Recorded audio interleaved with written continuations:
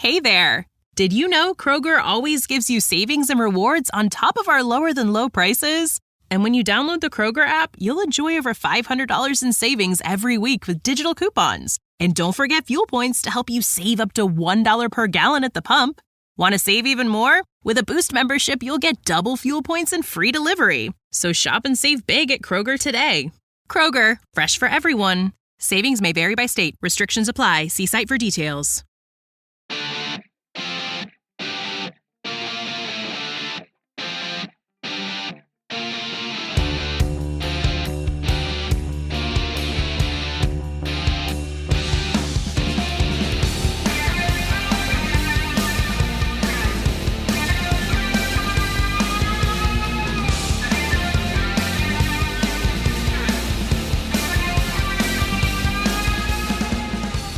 Hello, everyone, and welcome back to another edition of the Penscast. I am your host, Garrett Bahana. As always, alongside me is co-host of the Penscast and the Penscast Mailbag. He, like me, is also a contributing writer over at Pensburg.com.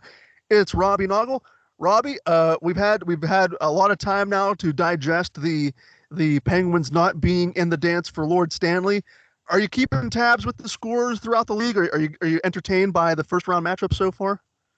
Yeah, I've definitely been watching. I still love hockey, and it definitely was weird kind of by Tuesday night when all the series had started and there was no Penguins. It was just kind of a very odd kind of feeling, I guess, not being stressed at all, really. I mean, honestly. No, I've been pretty much thoroughly entertained. There's been some good hockey. A lot of I believe, as we record this on Friday, the 21st, it'll come out on the 22nd. I think by this point, going into game 3, 6 of the 8 series are 1-1. So, I mean, they've been pretty even, some good comebacks, some really exciting hockey. And overall, I've enjoyed what I've watched so far, and I'll probably watch all the way through the final to see who raises the cup because I love the sport. So that way I'll watch it. But I definitely have to admit that it's very weird not seeing the Penguins playing at all. So things have pretty much dried up in Penguin land. Like you said, as we record this on the 21st of April, there are a couple of news items to get to, most notably defenseman Jan Rutta undergoing core muscle surgery. The Penguins announced earlier this week the defenseman will miss about 8 to 10 weeks, but obviously not a great sign that he was probably playing injured to some extent towards the end of the regular season. I'm not sure how much, if at all, it impacted his game or his play. In terms of the news of the week, Jan Rutta going under the knife and getting that taken care of. Hopefully he's ready to go by the time training camp rolls around, if he can, get on a rink, maybe skate around a little bit, keep himself in shape, obviously, as a lot of these guys do throughout the calendar year. The big discussion we'll have this week, as I mentioned, things have dried up a little bit, but let's talk about Mike Sullivan and the job that Mike Sullivan has done specifically this season. We can sit here and we can criticize player deployment, relying on players like Jeff Carter and Brian Dumoulin in rather key situations throughout the season. But I'm curious, Robbie, during the end of season press conference, Fenway Sports Group seemed to indicate that Mike Sullivan will have some sort of say in this next hockey operations hire / general manager hire. FSG looks like they view Mike Sullivan as a very well-regarded, highly regarded coach, and his resume, Robbie, speaks for itself. Back-to-back Stanley Cups. I'm curious, though, Robbie, the Penguins obviously did not clinch a playoff spot this season, and outside of this season, they had trouble getting out of the first round against the Islanders, the Rangers, even the play-in round during the COVID season. So, Robbie, my question this week is a simple one for you and for all the listeners. Going into the 2023-24 season with presumably a newly redesigned hockey ops department and a new general manager, how much sway, or in better terms maybe, how short of a leash do you think Mike Sullivan is on heading into the 2023-24 season? I imagine he's on relatively stable ground, but given the Penguins' postseason failures, some of his deployment issues, that may lead someone to wonder if he deserves to come back or if they should just clean house altogether and bring in a completely new voice. So, Robbie, what do you think, looking at Mike Sullivan, the success he's had? Do you think he is on the hot seat or could get onto the hot seat during the 2023-24 season? Oh, I think he's absolutely going to be starting the season on a hot seat, and it's really going to depend, obviously, a lot on what the vision of the new hockey ops department is when they come in, whoever it is. We've thrown around a bunch of names, not going to go through them all again, but it's really all going to depend on what that vision is and what their expectations are. But I think regardless of who it is, the leash is going to be short. They know whoever comes in is going to know of Mike Sullivan and what he's all about, the style he runs, the system he runs, what his expectations are, his coaching style, how he handles the players. So they're not going to be coming in blind. It's not like there's some no-name guy out there that they've never heard of or they're just getting used to. Even if they don't know Mike Sullivan personally, they're all going to be plenty whoever comes is going to be plenty familiar with what Mike Sullivan brings to the table. And it sounds like Fenway is still backing him. It definitely sounded like that on last Friday when during all the firing press conferences that they held, the Mike Sullivan's still the head coach. I would think that the next general manager has to at least be okay with giving Mike Sullivan a shot. But I think there's definitely some heat on that seat. How short that leash is, I can't say exactly. Again, I think that might even come down to the individual or individuals that will be running hockey ops when the Penguins begin next season. Yeah, I mean, Mike Sullivan has pedigree. There's no doubt about that. The players, especially the big names, respond to him. They like him. They wanted him to remain in Pittsburgh. And I just don't see him going anywhere unless something horrific would happen early next season that they would just be completely out of it before Thanksgiving. Then maybe. But again, I think even with whatever moves the Penguins make this summer, that top six and Chris Letang and Marcus Pettersson is still going to be good enough that the Penguins are going to be in the conversation, regardless of who the GM is, what Mike Sullivan's doing. I really think that if they're in a position similar to this next year, it's going to come down to the final week kind of situation again, depending on what moves they make. Now, they could make the right moves and become a contender for the Metro Division, but that's a long way off, a long conversation to have. But I think that Mike Sullivan is, I don't know if it's semi-safe. I don't think if they start off next season 0-3 or something like that, I don't think the new management's just going to go out there and say, Mike, thanks for everything, but we're going to move in a different direction. I really don't think the leash is that short. But if things aren't good by Thanksgiving or Christmas, then the conversation changes. And again, it all depends on what the new hockey ops team, what their vision is for the franchise moving forward, and what they do this offseason to kind of get them there, whether or not they think Sullivan is the right man for the job. So I think it's kind of going to be the seat's going to be warm. It's not going to be completely safe, but I don't think it's going to be one of those October firings unless they start out like 0-10 or something like that. But I don't think anybody foresees, even the worst teams in the NHL don't usually start out 0-10. But I think overall, Mike Sullivan is, the seat's a little warm, but I'm not too concerned that the new management's going to come in and make any kind of drastic changes behind the bench. Now, what I do think you'll see is a change in assistant coaches, whether it's a whole new crew or whatever they decide to do. I definitely think you'll see new assistant coaches. Yeah, Mike Sullivan's going to have input in that. He obviously wants guys to kind of fit what he wants to do. And I think most of Penguins Nation would agree that something behind the bench needs to change, even if it's not the head coach.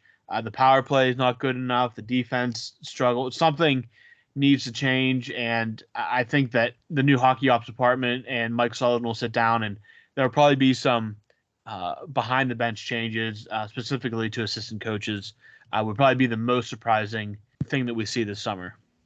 I'm looking at Mike Sullivan's coaching record on Hockey Reference right now.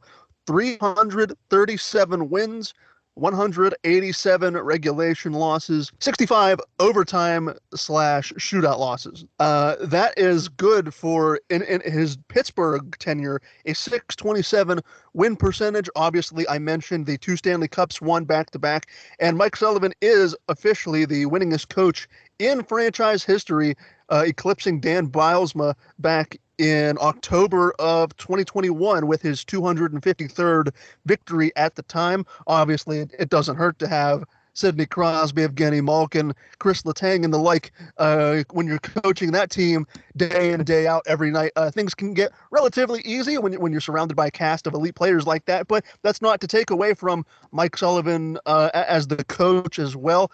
Like you said, Robbie, I think the players respond very highly, very well to him. I asked the question because you and I both know Robbie, and I'm sure a lot of the longtime fans out there realize that NHL coaches really have a short shelf life. You're going to be hard-pressed to find a very long tenured head coach for whatever reason. The most common explanation is that players tune out the message and they tune out the head coach, and a new voice or something along those lines is needed in the locker room. But 8 years in, and I haven't got that feeling from the players yet. So, like you said, Robbie, we'll see when we get into October if they get off to like a 3-7, 3-8 kind of start. Maybe then I'd start to have a few concerns. But as things stand right now, especially with what Fenway Sports Group was saying about how Sullivan is going to have a voice in this process, I'm at the very least interested, because fans are going to be restless, especially if they get off to a slow start.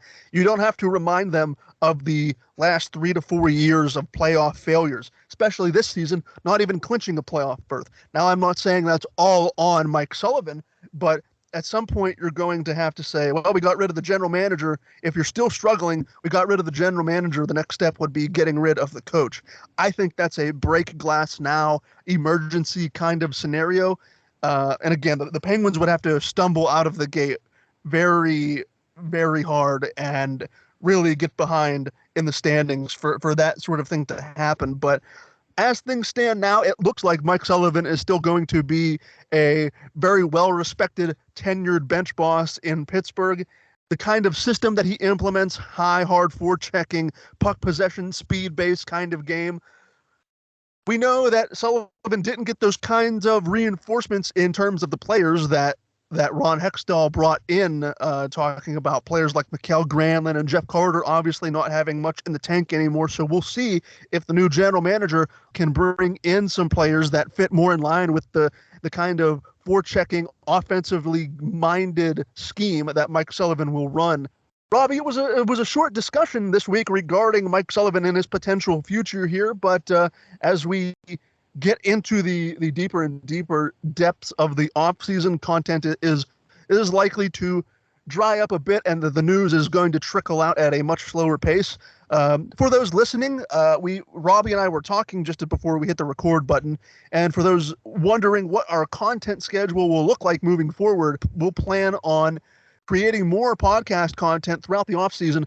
And as the news starts to get slower, what we were thinking about doing was, at the very least, continuing with the Penscast mailbag every week and getting that listener participation, even if it's not about hockey-related questions. Robbie brought up a great point that we could simply just have a more laid-back, informal discussion about a wide variety of topics that aren't even hockey-related. So don't think that with the Penguins not playing that the Skating Penguin Network will go dormant. We will certainly have content running throughout the offseason, and as soon as the Penguins make that general manager hire and retransform their hockey operations department, we will be one of the first ones to bring it to you on the Penscast. But Robbie, as we wrap up this abbreviated edition of the Penscast, do you have anything else you'd like to say before we wrap up this episode? No, like you said, that right now it's kind of surprising how quickly content can dry up when your team's season is over, for the most part. And obviously, if the Penguins are still playing right now, we'd be talking about probably 2 playoff games and getting ready for a game 3 for whoever they were playing against. But I think that, and I saw this on Twitter today, I think if you've been paying attention to the playoffs at all, it's quite clear the Penguins don't belong. So I mean, you can be sad that they're not in it, but it's probably for the best.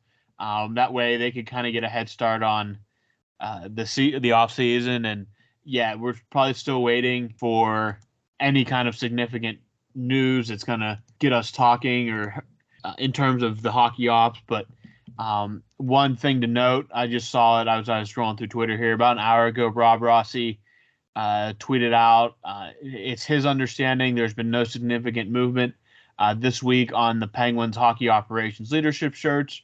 They're still gathering names for potential candidates. I think that pretty much makes sense. And how much leaks out, if any, it remains to be seen. I don't know how tight-lipped Fenway Sports Group is with that kind of stuff, so I guess we'll find out. But when news breaks, we'll be here to break it down and maybe talk to some other folks on what to expect and moving forward. And mailbag every week should definitely keep everybody entertained, especially when we maybe start freelancing a little bit more with the topics and stuff. But yeah, for the most part, unless something major breaks, welcome to what an NHL offseason's like if this is your first time. We've been obviously spoiled the last few years, over a decade and a half of having at least something to talk about in pretty much to the end of April.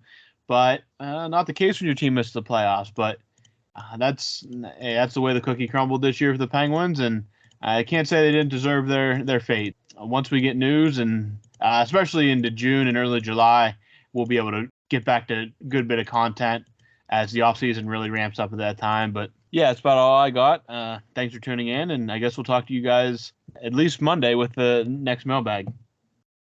Yep, Robbie basically put a bow on this one. I'll agree and concur with everything that he just said. And for Robbie and Uncle, I have been Garrett Bahana. Thank you so much for listening to this abbreviated edition of the Penscast, and we will be back next week for another edition of the Penscast Mailbag. So we will talk to all of you again next week.